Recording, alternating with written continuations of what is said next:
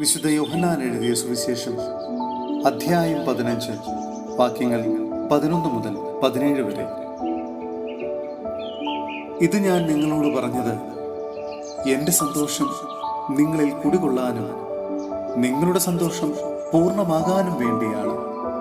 ഇതാണ് എൻ്റെ കൽപ്പന. ഞാൻ നിങ്ങളെ സ്നേഹിച്ചതുപോലെ നിങ്ങളും പരസ്പരം സ്നേഹിക്കണം. സ്നേഹിതർക്ക് വേണ്ടി ജീവൻ അർപ്പിക്കുന്നതിനേക്കാൾ വലിയ സ്നേഹമില്ല. ഞാൻ നിങ്ങളോട് കൽപ്പിക്കുന്നത് നിങ്ങൾ ചെയ്യുന്നെങ്കിൽ നിങ്ങൾ എൻ്റെ സ്നേഹിതരാണ്. ഇനി ഞാൻ നിങ്ങളെ ദാസന്മാരെന്ന് വിളിക്കുകയില്ല. കാരണം യജമാനൻ ചെയ്യുന്നതെന്തെന്ന് ദാസൻ അറിയുന്നില്ല. എന്നാൽ ഞാൻ നിങ്ങളെ സ്നേഹിതന്മാരെന്ന് വിളിച്ചു. എന്തെന്നാൽ എൻ്റെ പിതാവിൽ നിന്ന് കേട്ടതെല്ലാം നിങ്ങളെ ഞാൻ അറിയിച്ചു. നിങ്ങൾ എന്നെ തെരഞ്ഞെടുക്കുകയല്ല, ഞാൻ നിങ്ങളെ തെരഞ്ഞെടുക്കുകയാണ് ചെയ്തത്. നിങ്ങൾ പോയി ഫലം പുറപ്പെടുവിക്കുന്നതിനും നിങ്ങളുടെ ഫലം നിലനിൽക്കുന്നതിനും വേണ്ടി ഞാൻ നിങ്ങളെ നിയോഗിച്ചിരിക്കുന്നു. തന്മൂലം നിങ്ങൾ എൻ്റെ നാമത്തിൽ പിതാവിനോട് ചോദിക്കുന്നതെന്തും അവിടുന്ന് നിങ്ങൾക്ക് നൽകും. ഞാൻ നിങ്ങളോട് കൽപ്പിക്കുന്നു, പരസ്പരം സ്നേഹിക്കുവിൻ.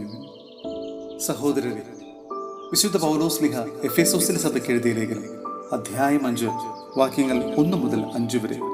ദൈവത്തെ അനുകരിക്കുക. വത്സല മക്കളെ പോലെ നിങ്ങൾ ദൈവത്തെ അനുകരിക്കുന്നവരാകുന്നു. ക്രിസ്തു നിങ്ങളെ സ്നേഹിച്ചതുപോലെ നിങ്ങളും സ്നേഹത്തിൽ ജീവിക്കുവിൻ.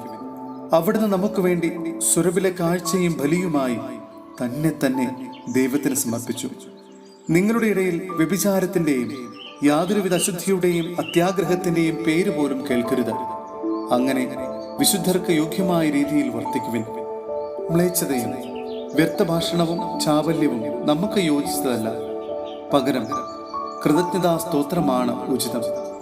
വ്യഭിചാരിക്കും അശുദ്ധനും അത്യാഗ്രഹിക്കും വിഗ്രഹാരാധകനും ദൈവത്തിന്റെയും ക്രിസ്തുവിന്റെയും രാജ്യത്തിൽ അവകാശമില്ലെന്ന് നിങ്ങൾ അറിഞ്ഞുകൊള്ളുവിൻ.